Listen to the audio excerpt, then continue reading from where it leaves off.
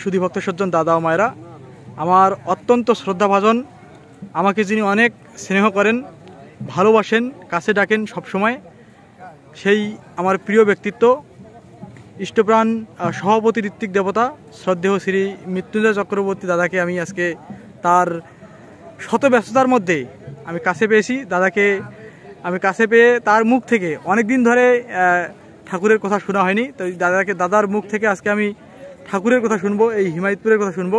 দাদা, কাইন্ডলি একটু আপনার মুখ থেকে কিছু বলুন, যাতে আমি আরও জ্ঞান লাভ করতে পারি, উদ্বুদ্ধ হতে পারি, এবং সেই সাথে এটা যারা দেখছেন এই তারাও যাতে সেখান থেকে কিছু ঠাকুরের কথা শুনতে পারি।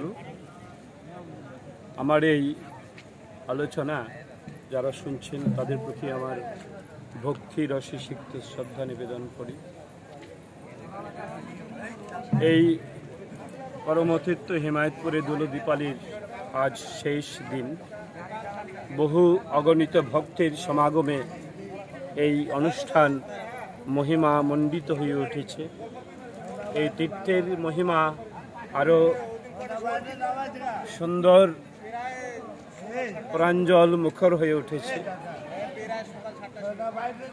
আসলে আমার স্নেহের তড়িৎ আমাকে একটু বেশি বেশি বলে ফেলছে,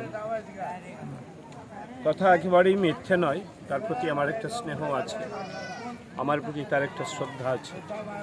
শ্রী শ্রী ঠাকুর বলছেন, বড়র প্রতি শ্রদ্ধা নতি, ছোটর প্রতি স্নেহ, যেই হারালি অমনি রে তোর রইল না আর কেহ। তাহলে আমাদের মানুষকে আপন করতে গেলে স্নেহ এবং শ্রদ্ধার যে সমন্বিত চিন্তা, এটি আমাদের জীবনে আত্মস্থ করতে হবে, মানুষকে আপন করতে হবে। কারণ মানুষ আপন টাকা আপন। ঠাকুর এক জায়গায় বলছেন, বহু সম্পত্তি ক্ষয়ে হলেও আমি একটি মানুষ সম্পদ আমি বড় মনে করি। তাই মানুষকে গুরুত্ব দিন, মানুষকে ভালোবাসুন। আর এই ভালোবাসাটা সাধারণত সার্থক হয়ে ওঠে কখন? এই ভালোবাসাটা উদ্ভিন্ন হয়ে ওঠে আদর্শে। কারণ জীবনে আদর্শ না থাকলে এই ভালোবাসা, স্নেহ, শ্রদ্ধা সার্থক হয়ে ওঠে না। আসুন আমরা আদর্শকেন্দ্রিক জীবন যাপন করে এই মনুষ্যত্বের মূল বুনিয়াদ গড়ে তুলি।